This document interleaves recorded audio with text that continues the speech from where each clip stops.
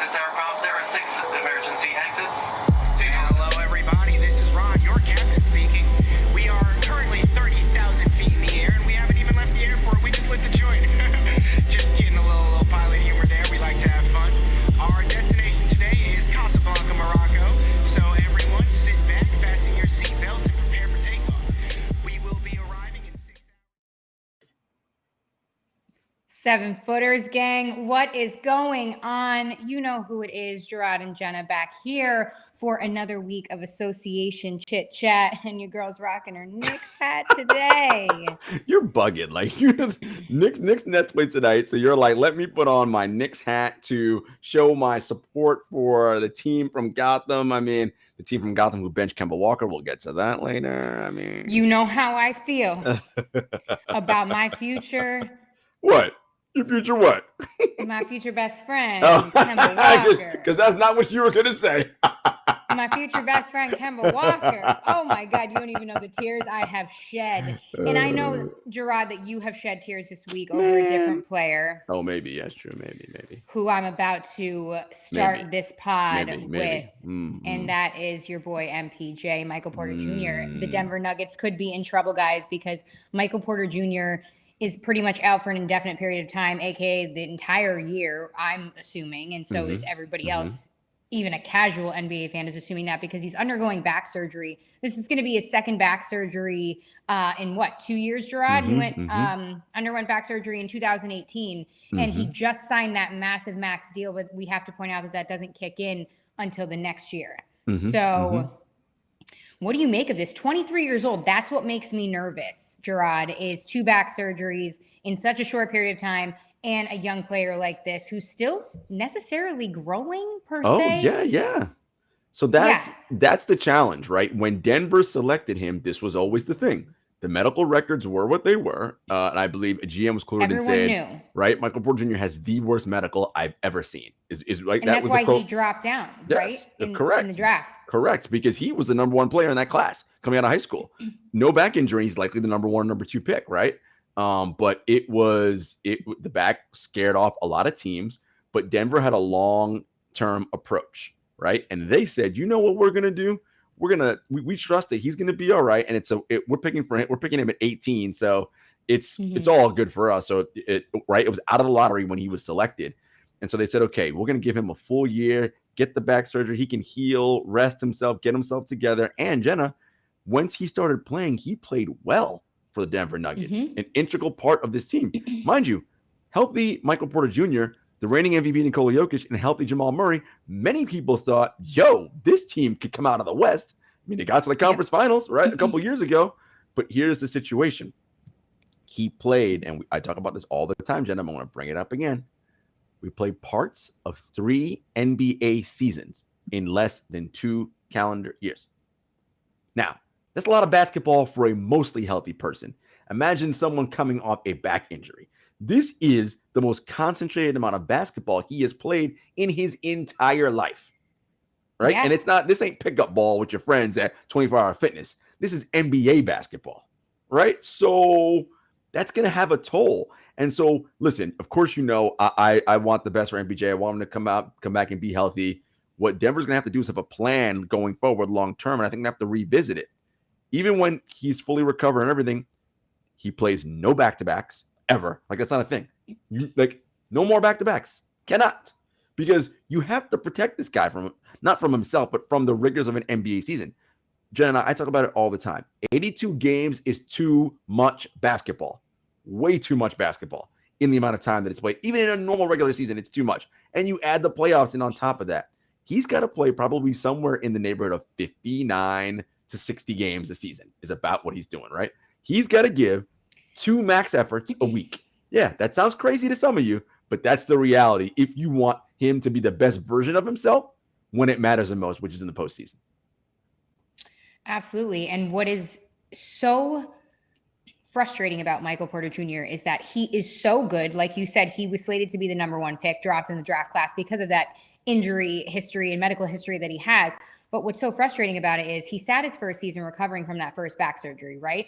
Then he comes back, and in a short period of time, he becomes one of the top young prospects in the league. And the last season he averaged 19 points. So you saying that, no back-to-backs, playing roughly a limited season ever it's upsetting. You know what I mean? Because he's 23. I mean, his potential and his growth instantly seems stunted. And here's another thing that I was thinking about. So we know, right, that MPJ and, Denver have been looking for a non-surgical treatment for this back injury, this ailment that he's dealing with. So my assumption, which we don't know too much right now, but my assumption, if I'm trying to connect the dots, is that it's so bad to the point where surgery is the only option. Well, that's the thing about backs, right? Yeah, backs are a tricky thing, and everyone always tries to go the first route. Look, for any injury, it's can we recover this without surgery? Because surgery is always the last resort. You look at any surgery, like that's right, unless it's something where like a broken and I have to go in there. They're usually trying to find other options beyond surgery. When you look at and surgery is the choice, it's like, look, because we have no other options to fix this, right? And again, they want him being healthy. So that means, again, that limited schedule. So guess what?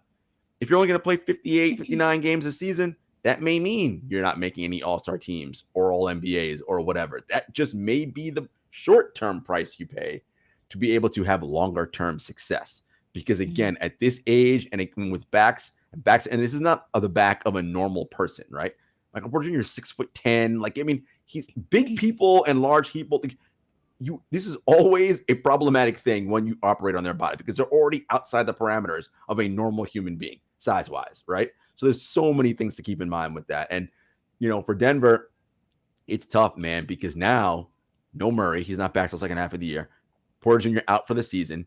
Jokic came back last game. But, I mean, look, and Jokic can do his thing, and they can be a playoff team for sure because he's the MVP. But, I mean, they're not good enough to be a contender with just Jokic. No, not now. Because, again, like you were saying that at one point people were saying, hey, they're going to come out of the West. I mean, this big three per se that they started formulating, that chemistry. So truly, side note, as we're recording this November 30th, LeBron James has entered health and safety protocols and is out tonight versus the Sacramento Kings, the Lakers say. We'll get back to your boy King James in a second. Yeah. So anyway, really quick before we move on, but like we were saying, that big three that started to formulate there, very young big three. Now that this has all happened with injury, you have Nikola Jokic kind of on this island by himself. What does this mean for him? I mean, at this point, you just said, look, they're not going to contend at this point. What you're going to see is how valuable Jokic is, right? Because he's going to put up MVP numbers again, and he's going to, bring this team to the postseason because he's that good. And that's the thing, right? They're going to end up being a worse team, probably record-wise, still make the playoffs, but that should be actually a more valuable season for him than last season, right? Like that, because you're going to see him do it now for basically an entire season. But NBA awards and narratives, you know how that goes. Look, this is a lot of pressure on Jokic, obviously. And the other thing to keep in mind here, Jokic is due for a contract extension, and as an MVP, that means supermax money's coming. Are we 100% sure he's going to re-sign come 2023? Nope. Right. So he's got to look at the situation and be like, all right, I love Denver. I love playing with these guys, all that. Jamal Murray, I got to see what it looks like coming back. The Michael Porter back injury is a big deal because he is the number. That's our number three, right? It's me, it's Murray, and it's MPJ. That's our big three. And if MPJ ain't that, and they're already locked into that money, Jokic has got to be like, as much as I love Denver, where can I go to potentially win championships? Now, I'm not saying it's going to happen. People in Denver, don't get mad. Don't be coming in here flooding mentions or whatever. But if he doesn't sign the extension in 2022 in that offseason, look out. Yeah, look out. That is a team-altering, culture-altering, future-altering move. So with that being said, he'll have a choice to make there too. And again, we still have to find out a little bit more about Jokic. He's very calm, very quiet, very timid.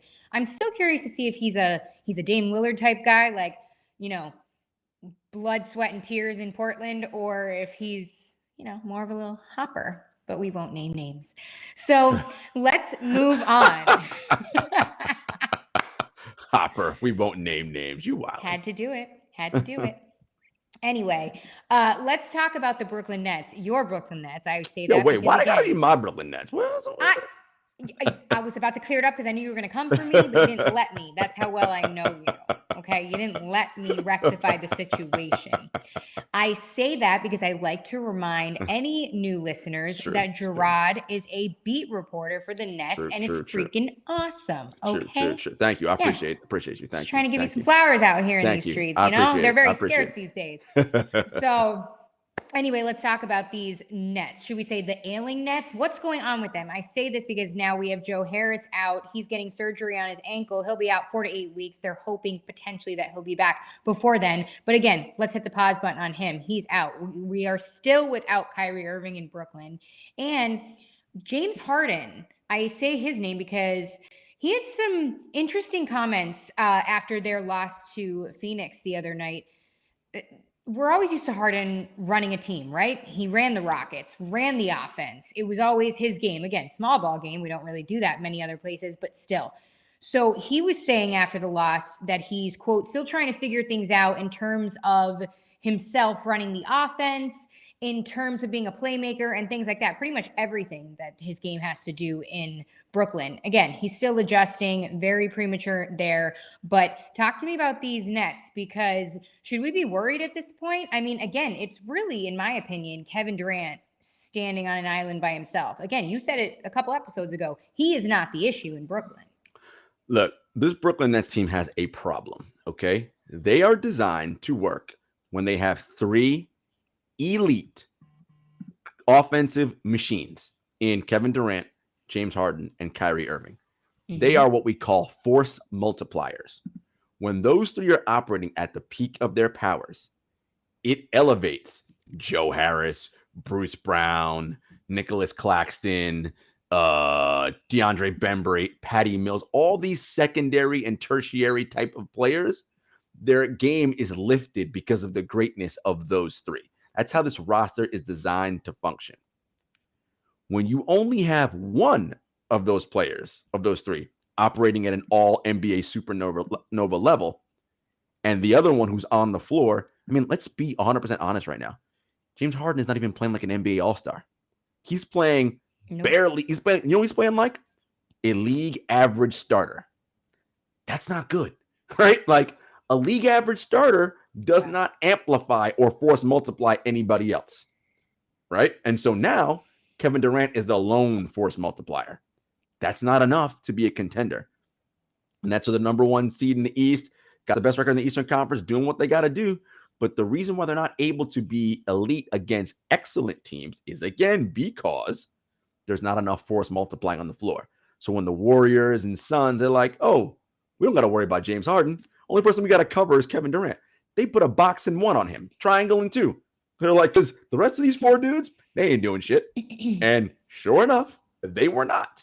You can't do that when you have James Harden operating at all NBA level and Kyrie Irving operating. Now it's like, oh shit, we got problems, right? Like we can't double anybody. We got to prey on single coverage, which now means, guess what? Joe Harris, Patty Mills, all those secondary and tertiary guys, what are they doing?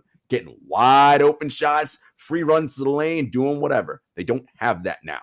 And so they are not good enough as currently constructed to win an NBA championship. And it's not about the foul calls and all that, because if you look at James Harden's last 10 games, the free throw numbers are up. And if you look at his average free throw attempts this season and last season, they're essentially identical. So it ain't the free throws, okay? He is playing bad basketball, really bad basketball. And that leads me to wonder, you know, we have a group chat with the guys, and shout out to Dexter, who's producing for us today. I said, there is something going on with him outside of basketball, because this is just bizarre. Like, he looks like he's making grade school level mistakes, like that 3rd graders make. Dribbling the ball off his foot. Like, I'm like, what are you doing? Something is going on with this man away from basketball, and it is affecting the team. Okay. It's play. Okay, yeah. You just answered my question, my next question, and that was, you know, what do you think it is? And, you know, whether if it's mental if there is something personal, serious, anything aside from that, if it has anything to do with his game, do you think it is something in terms of adjusting to a new coaching style, a new team, a new offensive rotation, a new role in a team, like moving away from the small ball aspect? What do you think that it could be basketball wise if it is nothing outside of that realm? That's the thing, Jenna. Nothing. Because this is a guy who's been a former league MVP, finished top 2 multiple times. He didn't all of a sudden wake up and forget how to play basketball. Like the players say this to us all the time in media sessions when we ask them. They'll be like, yo, guys, at the end of the day, it's basketball. It's simple. Yeah? Is it so simple, my guy? Why are you making it look so hard then? Right? If it's like, so that's the thing. Oh, you're funny. He didn't forget, right? He knows how to play ball. Last year, when he was playing last season, he was playing at an all NBA level, right? That's the kind of ball he was playing. The reason why he didn't make all NBA is because of the way he was punished for the way he left Houston. But he was playing all NBA level basketball last year. So somehow between last season and this season, you forgot? No, that ain't it. Something else is going on. Whether it be the first step is not there, the explosion, whatever it is. And I've said this before and I'll say it again. James Harden is not what we would call a gym rat. Let me rephrase that. A workout rat, right? From a weights and a body conditioning rat. That's not, he's a pickup rat. Like, he'll do that. He'll play pickup till the cows come home. But in terms of physically sculpting his body, he don't live in that part of the gym. And we all know this. As you age, no, man, you can't be doing them things that you used to do when you were 22, 23, 24. Body's not sculpted that way, right? And so, the hamstrings were an issue. I think they're fine now.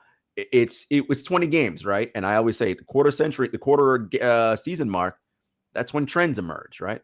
He's shooting like 30% from 3. That is abysmal. He's not a 40% 3-point shooter, but he ain't a 30% either. He's more of a 36, 37, right? Above league average. He's not doing that. Turnovers, super high. We're seeing it. We're seeing it. Yep. Stupid mistakes, turnovers, and I was looking at the box score the other night. I think it was against the Suns, and he played 40 minutes and had 12 points. He's supposed to be an offensive savant. Like, 12 you know what I mean? points. 12 points. And again, people will be like, oh, well, he had 13 assists and 14 rebounds. I get it, but that's not part of James Harden's game. We know James Harden for being an offensive kryptonite for teams. So, it's off at that point. It's just off in so many ways that, I can't pinpoint exactly what it could be at this point. So again, they're struggling. And at some point you have to say, how much pressure are we going to put on Kevin Durant? Well, that's the thing, Jenna. I get it. He's Kevin Durant. He is up there with the LeBron Jameses, Michael Jordans of the world. They could do everything and save your team. Yeah, okay. But the man's coming off an Achilles too. Like, let's give him some grace there a little bit. Yes, he's not acting and playing like he has come off one, but still, we still have to keep these things in the back of our mind when it comes to actual medical history. So, it just worries me. How much do you want the man to carry your team, and how much is he going to take mentally? That's the point, right? Is that you want Kevin Durant at his freshest in April, May, and June. Well, if you gotta drag this team, and he's already playing, averaging 36 minutes a night, already too much in the regular season, already, right? This is, again, your goal is to be the last team standing in June. Well, if you have to struggle this hard to be this good in November and December, that doesn't bode well for later in the season, all right? So they're going to need a lot. And let's also be frank about something. The New York City vaccine mandates are not being lifted. So unless Kyrie, for some reason, has some major change of stance, which highly unlikely, this team is not going to have Kyrie Irving this year. So that means their margin for error is literally zero. If James Harden, again, and I'll say it very plainly and clearly, if James Harden is not playing at an MVP All-NBA level, this team will not win an NBA title, period. Couldn't agree more there. And you could argue, too, in the Kyrie Irving situation, which I won't get into it, but you could argue this could be the best and only shot, the only best shot that the Nets have at getting a title this year. they're not getting younger as a team. Their big three isn't young. They're not So in their 20s. They're all in their 30s. Kyrie, Every year you get older, you have less of a chance. Yeah. So when Kyrie is prioritizing these things, I mean, some would argue that. I don't know. It's a dicey situation, but they seem to be in a small deal of trouble. I'll say small right now because it's not great and it's early on. So we shall see. We shall see. I feel like all we're talking about is injuries, and that seems to be the trend because we're continuing with injuries. But Jenna, it's what I talked about, right? Like parts of 3 seasons over 21 calendar months. That is absurd. You did. That is a lot of basketball. Like, do you know what is hurting these guys? It's the job function that they do. Basketball is a high injury sport. The more you play it, the more chances you have of being injured. Because guess what? The more tired you are. Injuries always occur when you're tired because you're not doing things in the manner you're supposed to do them in from a function standpoint. This is what we're seeing right now. And we're getting into it now with the next team we're going to talk about. Heck yeah, let's go to Atlanta because they are riddled with recent injuries. And the most recent is Bogdan Bogdanovic, who, if you guys caught that game, he had to be helped off the floor in the second quarter of their loss to the Knicks on Saturday. And he will be out at least 2 weeks after an MRI said that he has a right ankle sprain. And also in that game, Cam Reddish was hurt. He underwent an MRI as well, and he has a left wrist sprain. He's day-to-day, they say. But two young key players of this Atlanta young core that are averaging respectively 11 and 11, actually, near 12 points this season. So what does this mean for Trae Young and the load that he's going to have to take on in the absence of these two? And that is pending if these injuries heal properly. And let's also remember that DeAndre Hunter's out. Yes. So this Atlanta Hawks team, which you and I loved at the beginning of the season, what were you going to say? Yes, and I will just say, they are the number 10 seed in the East. However, they're tied with the Cavs, the Sixers, and near the Knicks. So, I mean, this can fluctuate so much. And remember, we do that play-in, and the East, it's anyone's game in the East. So this Atlanta team is fighting for a spot, per se. Again, early on, but something to note. 20 games through, and I just mentioned DeAndre Hunter also out, right? So all that depth that we love on Atlanta being tested now. Because it used to, we got Kevin Huerter, we got Cam Reddish, and DeAndre Hunter. Well, now you only have Kevin Huerter, right? Mm-hmm. Like those other two, and Bogdanovic is out too, right? Like this now tests your depth. So all that depth that looks incredible on paper is now like, well, don't really matter now because they're all out. You got Okoro coming back from injury. There's so much that they are dealing with in Atlanta. And, this Atlanta team, I talked about it before when they started the season, Trae saying, it's hard to get up for the regular season when you made the conference finals. I was like, yo, my guy, I think you're seeing it now. This ain't no guarantee because you went to the conference finals last year. All right, we good. We're just going to show up and we'll be back in the conference finals again this season. Right now, you're in 10th place, as you mentioned, a quarter of the way through the season. Yes, injuries, and that they get everybody back. They can go on a run. But the quarter mark and where you are record-wise, barring something major happening, is usually around where you're going to finish in the standings, right? Like give or take a spot or two, right? That's about where you're going to end up. And so, we're seeing injuries more than anything define what's going on here. And, it's a little cross-show promotion here. I will be on the NBA Exchange tomorrow with our good friend Dexter Henry, who's producing this show, talking about dynasties and title windows and how, man, you think your title window is going to be open for 5, 6, 7, 8, 9, 10 years. Listen, you're always one injury away from, there goes your window, right? Like, so it's always about the now. Like, if we have a chance now, you best be going all in because you have no idea what's going to happen a week, a month, whatever from now. And it's tough blow for Atlanta right now. So Trae's going to have to really put a lot on his shoulders. And guess what? All the opposing teams know, Trae, what we can do is worry about him. Box in 1, triangle in 2, right? Do things to stop and force other guys to beat him. We'll see how that goes. Yeah, we'll see. Again, Atlanta's not the only team battling through injury right now. So we're going to have to talk about the Grizzlies because they are also battling injury. I'm talking their star, the face of the franchise in Ja Morant, out indefinitely right now with a left knee sprain that he suffered in the first quarter of their loss against the Hawks, ironically. Speak of the devil. But yeah, he avoided significant injury. They say, but in Memphis, but that was a really scary to see go down, especially, to Ja Morant. I mean, that is the face of the Grizzlies at this point. So again, I say this because he'll be out for at least a couple weeks, they say. So what does this mean for your guy, Triple J? Well, look, it's tough break for the Grizzlies right now. And obviously, they are the league's worst defense right now. 30th in defense in the entire NBA. They're playing terrible on that side of the ball. Offensively is what's keeping them in the game. But offensively was Ja Morant being the hub. Now it's going to be Desmond Bane. It's going to be Jaren Jackson Jr. It's going to be Dylan Brooks. It's going to be all these other guys having to step up and shoulder that load. And Triple J was the third pick in the draft for a reason, right? He's going to have to step his game up, and he's been doing some things differently to show that he's ready to sort of like make that next step up to really show, all right, I can be a cornerstone of this franchise too, along with Ja Morant. So yeah, this is going to be time for Triple J to shine essentially and see if he can hold down the fort and take on a lot of the scoring load with Ja Morant being out. But it's tough. And, I had the Grizzlies as a team that's going to get solidly in the playoffs this year. Remember I said that based off last year? But this ain't going to help that for sure.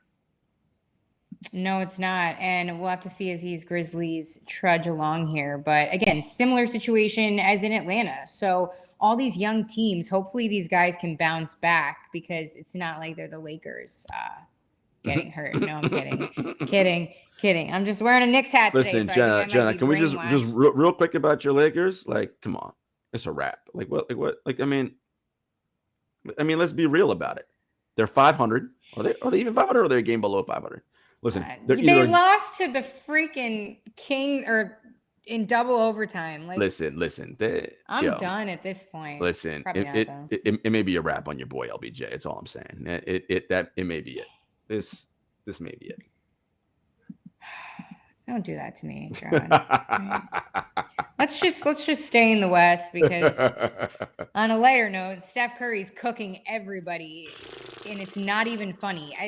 It amazes me that he's in multiple primes at this point. You could say, I think it's safe enough to say. I mean, he went off the other night after he got a technical and that should have been a foul. Did you catch that? Of course. Oh yeah, I watched that Warriors Clippers game. A clear foul. That was the maddest we've seen him since he got tossed in 2016 for throwing his mouthpiece in Game 6 of the Finals. Right? Yeah, like 2016. That was the angriest we've ever seen him, and it's like poor Clippers, right? Like they didn't do nothing, but the ref teed him up, so he's like, I'm gonna take it on the Clippers now. Like the man literally said, all right, cool, I'm gonna F you. I'm gonna go on my own personal 9-0 run. Force the Clips to call a timeout, hit the ref with his own technical after that. I mean, it was literally hit him with a tee, teed him up right there. He knocked down 3 triples in a row. I mean, he cooked in the fourth quarter there. So good for Steph. I mean, he said in a recent article here to Yahoo Sports, he said that it was the bubble that really, it was his lowest point. It kind of broke him down and made him see what was kind of essentially happening around him. I mean, the Warriors hadn't made the playoffs at that point in a minute, and they were used to being the dynasty that dominated, but that wasn't the case. So basically kind of got a taste of what these dumpster fires have been tasting these days. And said that. What do you think of that? What do you make of that? I mean, he's obviously channeling it and using it to lead, the Warriors to what? They have the best record in the West. Yeah. So here's 16-2? Yeah, 18-2. Here's what I'm saying. The Warriors somehow have managed to move themselves from the favorites and the dynasty and the talk of the league to somehow this year, the underdog, chip on our shoulder, nobody believes in us team. It's quite a miraculous way they were able to spin that. And you can see it in Steph and in Draymond. They're not letting anything slide. Literally nothing. They're taking everything personally. And they're already good in champions. And now they're acting like we never did it before. God help the rest of the league. And Clay isn't even back yet. It's problematic right now. And yeah, Steph is entering another prime. I mean, if you look at his body physically, he's just bigger and stronger than he was. Listen, he's bigger and stronger than he was in those back-to-back MVP seasons. Just take two pictures side by side and put them next to each other. Physically bigger and stronger.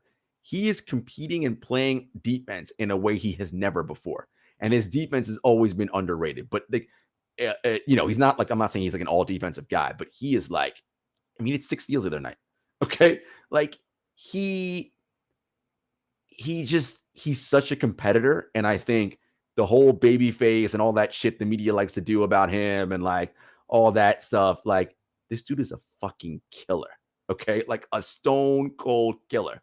When he hit that crazy behind the back pass against the Clippers for that lay-in, he came running back down the court and said to two guys in Kawhi jerseys, "I'm a bad man." And he 100% is. And he's at the peak of his powers right now. And the Warriors might have the MVP, the DPOY, and Coach of the Year all on the same roster. We're only 20 games in. And look, in the Western Conference, I said this last week, Jenna, besides Phoenix, and we're going to get to that matchup in a bit, and potentially Utah, who are you worried about if you're the Warriors in the Western Conference? Dallas? The Lakers? The Clippers? The Grizzlies? I mean, none of those teams striking fear into anybody's hearts, right? And the Warriors, if they continue this, will have home court advantage, right? So they're at a level right now, Jenna, that is dangerous for the rest of the league. And it is led by their MVP, Steph Curry, who, again, he's already one of the all-time greats. But I think the thing about it is that he's still playing like that chip on his shoulder guy from Davidson. He was telling you too small. Even with all the success that he's had, he's still playing with that mindset. And I mean, he's so much smarter at the game now. He's so much more nuanced and knows all, right? He knows every single intricacy and detail. It's tough. It's tough. And again, for the timing of everything in the West and what the Warriors are doing right now, sheesh. Look out, rest of the NBA. You can tell that he took that time really to educate himself. And I don't mean that in an insulting way, but really, when did he really have the time to sit down and hone in on the mental aspect and kind of exercise himself in that type of way? You know what I mean? Because I feel like it was always on it for Steph and the Warriors, because they were this dynasty that had high expectations. They were winning championships. They were playing longer seasons. So that time shift and having it time to really grow mentally, I can't imagine what that did for him in that aspect. The other piece of that, Jenna, is, remember I said about the injuries, right? So parts of 3 seasons over 21 calendar months. Well, guess what team played the least amount of basketball over those 21 calendar months?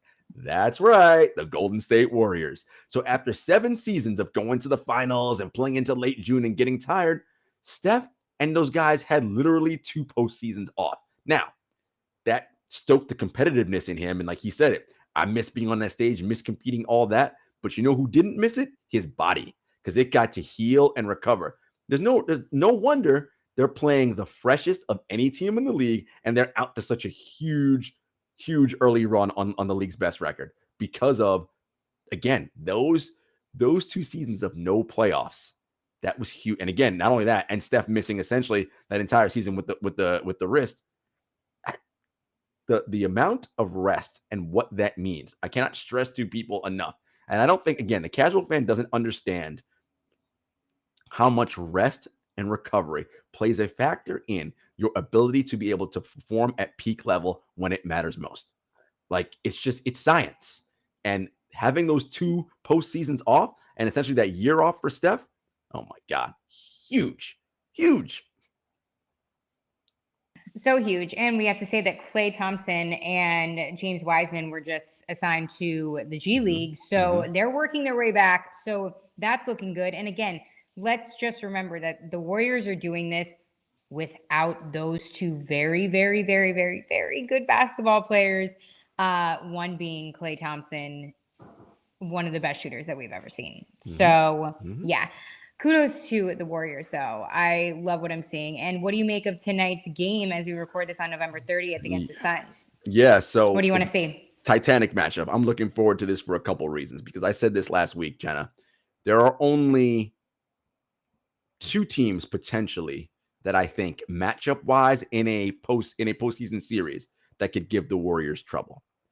That being the Phoenix Suns, and if they're fully healthy, the LA Clippers. And that's because when the Warriors detonate and go into their small ball lineup, those two teams can match them. So tonight, I want to see DeAndre Ayton on the floor when the Warriors go small, because the Suns are one of the only teams in the league that when another team goes small, they don't take their big man off the floor. Now, Utah doesn't do it either, but because their perimeter defenders are weaker than the Suns, it forces Rudy to do way too much. You got to cover the paint and sprint out the three-point shooters, which, I mean, nobody can do that, right? But if DeAndre Ayton, in those minutes when they go small, if he and the Suns are holding their own, so that's what I'm looking forward to see. I want to see what happens when Mikal Bridges is alone on Steph on an island. They're like, we're not sending any help. We're not doubling. It's just you. I want to see what that looks like. And Devin Booker. I want to see what Book does in this matchup across from Steph, because, you know, Book's got a lot of fuck you in his game, right? Like that's who he is, right? Like he's that dude. Like, and when he sees Steph doing this thing and bombing and shimmying and doing whatever, that's not Book's game, right? He's going to do a little bit differently. How is he going to take that on? Is he going to try to go mano-a-mano, or is he going to do and get his within the offense and see what's happening? And of course, it's always entertaining when Chris Paul and Steph Curry play because of their history, right? So what tricks is the wily old veteran Chris Paul going to do? You know, is he going to stick his butt out? You know, all the fun things we enjoy Chris Paul doing. Like, what's he going to do to gain an edge? I'm excited for this matchup. I really, really am. Same. I'm excited to see. I'm expecting Devin Booker to have a huge game because, first of all, the Warriors have been on too much of a good streak. It needs to end. Like, I'm bored. So, but I expect Devin Booker to have a huge game because everyone is expecting him to. All eyes are on him. He's going to go head to head with Steph Curry, and I think he's going to give him the business a little bit, other than Chris Paul, of course. But I expect a big game out of him. I feel like everybody's underestimating him, and really not. I feel like Devin Booker never gets enough credit for what he can do for a team offensively, playmaking wise, especially after being under CP3 and making that finals run. So again, I'm expecting a huge game out of him. I can't wait to see this matchup. I mean, we're looking at, you know, a deep playoff matchup here. So, I mean, this could be the Western Conference Finals, right? Like, exactly. if the seedings hold out and they finish the year 1-2 in whatever order, they would end up and they go through the playoffs as they should based on their record. This would be the Western Conference Finals, and this would be a hell of a matchup. Titanic. I think the X factor is the DeAndre Ayton minutes on both ends of the floor. Can he hold his own defensively, which I believe he can, when they go small? And can he punish Golden State on the other end offensively when they have no rim protection? That's what I want to see. You and me both. I think it's going to be a tough physical game too, especially, under the basket there. Draymond Green, I think, is going to bring it. He knows the high magnitude of this matchup. So we know he's going to bring a big one. Let's talk about some news and notes here, because these aren't just any small tidbits. These are actually pretty significant, huge moves. So let's start with, my guys here, New York, and because they have benched my guy, Bronx native, Kemba Walker, just got here. So quick to tear him down just as much as you built him up. Damn it. No, I'm kidding. But that is what some fans are doing. So be nice to my Kemba.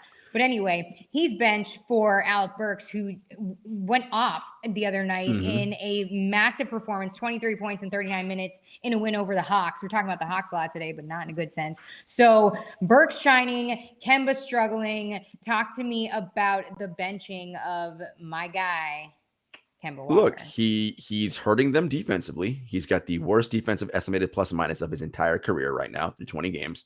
And what he's bringing offensively is not enough to mitigate what he's doing on defense. I mean, it's that simple. And when you play two small guards in him and Fournier in the backcourt, listen, Jenna, you know how I feel about small guards, right? Like, it's a problem. You get exposed on defense. And if the offense is not enough to mitigate that, what are we doing? Look, Kemba's had knee issues since he's been in Charlotte, right? Since he had that first lateral meniscus tear. And it's been ongoing ever since. This may be the end of the road for my guy Kemba, like in terms of being an impact starting level NBA player. Like, that's just not in the cards anymore. And it's tough to say, and it's sad, but the NBA is littered. The NBA history is littered with small guards who, when it falls off, and it's just bad, and it's tough. But Tibbs had to do what was right for the team. Like, this team wants to play better, and Burks gives them size at least, so they can at least defend a little bit better. But yeah, it's tough and it's unfortunate. It is unfortunate, and you're right. You do have a good point there about small guards in the NBA. I mean, I feel like Kemba's Damian 5'11" Lillard, on a good day, right? Like, yikes. I mean, it's tough. It's tough. It's hard for little guys. Listen, this is a land of giants. The NBA is a land of fucking giants. It is very hard when you're small. Very hard. And I feel like we look at Damian Lillard, and that gives a lot of people hope, but that's a special case right there. I mean, he's, and cemented in Portland. And Damian's struggling right now. And so Right? are the Blazers, right? So let's, True. Well, let's move on. We got to talk about another thing here. Enas Cantor, not so much on his on-the-court play, but off the court. He changed his last name to Freedom. Enas Cantor Freedom. What are your thoughts about this? And this comes after he's been in the media for a number of issues that he continues to stand for, as well as him slamming LeBron James, slamming Michael Jordan, two of the biggest names in the game. A lot of people would, kind of say that is social suicide when it comes to basketball popularity. Yeah. So look, I want to be clear about something. Enas Cantor is an enemy of the state in his homeland of Turkey, right? Like, his Turkey with a dictatorial government regime with Erdogan as its leader, and the human rights violations that go on in Turkey. He stands against all of that, and all the horrendous activity that goes on in China that he speaks out against. So I have no issue with his stances and what he's fighting for and what he is bringing attention to. What I do have a problem with, though, is that he is being a puppet and being used by people on the alt-right. I mean, look, he was on Tucker Carlson's show this week, right? And the reason why he's on these shows is because he's attacking people like LeBron James, right? So it's the message. I get it, and I love what he's doing, but whom he is attacking, bad faith actors on the right are using that for their own gains, and therefore his message is being diluted, right? And that's the problem.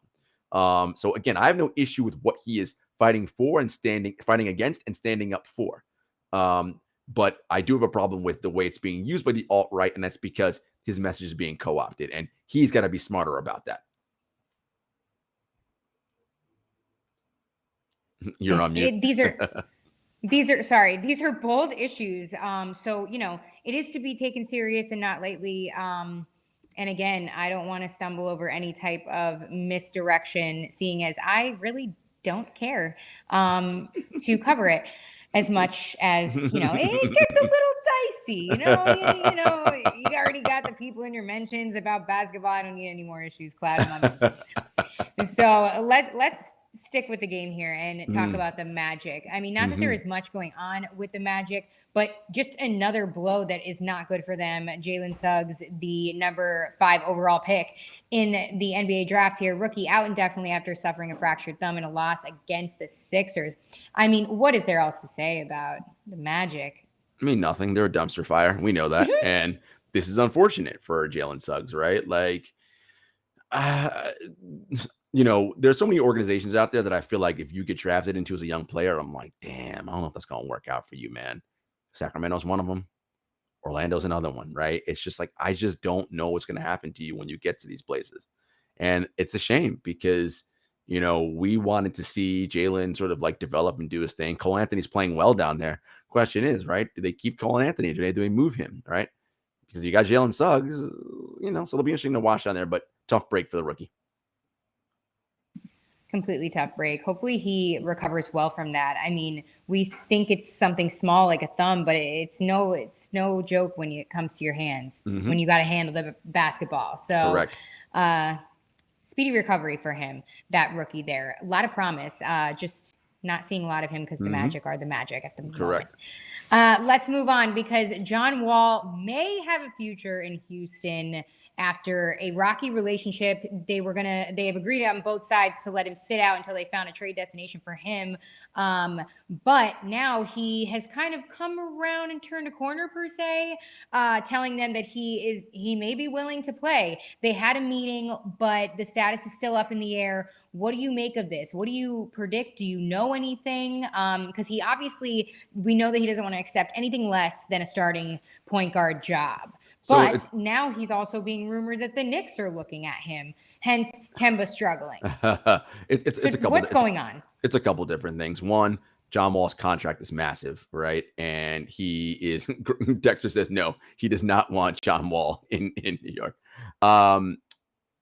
That massive contract with a player option that he will in fact exercise next season, and the amount of money that is, he currently does not play up to that level. Okay, that is the situation right now. But John Wall's healthy and can play, but the Rockets want to be terrible and lose. All right, you put John Wall on the floor, he may not be all-star level John Wall, but he'll help them win games, and they don't want to win games right now. They want to be terrible. So they want to get in that lottery and get more young players under team-friendly deals. And John Wall does not want to move off of and take any less or a buyout, right? So this is the struggle that they're coming to, right? Is that they both want to hold firm with where they are. John wants to play, but he's not going to take any less money or a buyout unless you find the trade partner, and they've been unable to because of the size of that contract. So, and Raphael Stone, who's the GM now, studied under the legendary Daryl Morey, whom we know will not move off of any deal unless he feels as though he is winning the transaction. So it's just strictly transactional right now. And so we'll see what they do, but barring anything major happening on either side conceding, I don't know where this goes.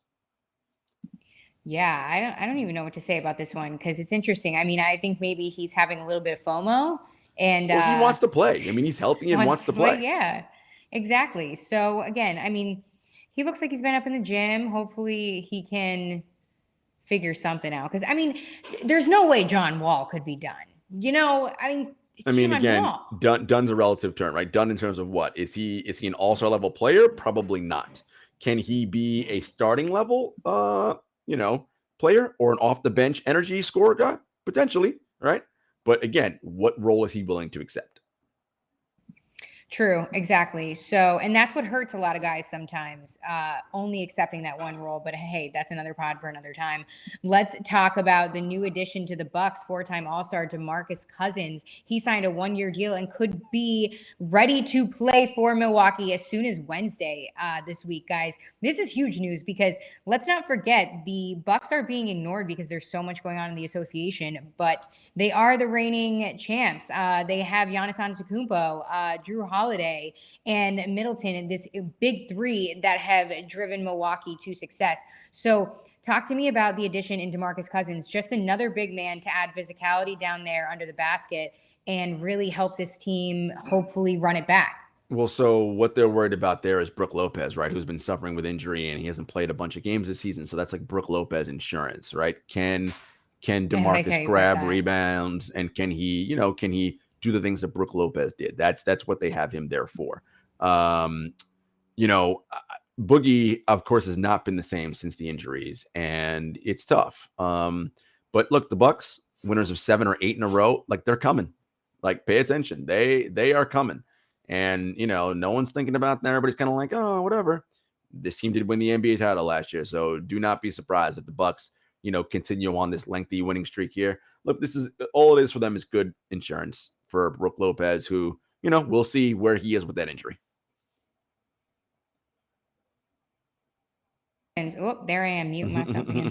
DeMarcus Cousins, 31 years old. So again, even Coach Bud said, he's here to help us win. So they're in win now mode. They want to run it back. And he says he's at peace and he's happy and excited to be in Milwaukee. Maybe it'll bring a sense of calmness. We'll see. Just because I feel like, things haven't worked out for him. Again, like you said, he isn't the same since the injury. I mean, that's a pure sign of the Achilles just really tackling people in different ways. I mean, yeah, it's rough. And DeMarcus is a big guy. Like, he's not, he's a big man, a very large human. So It's unfortunate. It is. Hopefully, maybe he'll get that ring. So we shall see. But I mean, a lot of injuries, Jarod, in the association. A lot of good competition, but a lot of injuries that are not good. And like we mentioned before, LeBron James just entered health and safety protocols. So I mean, supposedly he's vaccinated, so it shouldn't be too long in health and safety protocol. But you know, this is just more bad news for the Lakers, who, let's be real, like this is like as presently constituted and the way they're playing, this is barely a playoff team, much less a contender. Just damn it. We're not going to panic yet, right, guys? We still have until after Christmas before Jarod gets nasty. So until then, I'm going to wear this Knicks hat until we start losing. Then I have to swap it for somebody else when I jump on their bandwagon. There you go. Fair weather, folks. But as always, thank you for tuning in to 7 Footers Podcast. Hey, we are part of the Props Network now, so make sure you get on over to that Props Network and you're subscribing to all the great shows on there. We are on Apple Podcasts, Spotify, YouTube, Stitcher, SoundCloud, all that stuff. At 7 Footers Pod on Twitter, at 7 Footers Podcast on Instagram, at JS Hector, at Jenna Lemoncelli. And until next time, peace. Peace.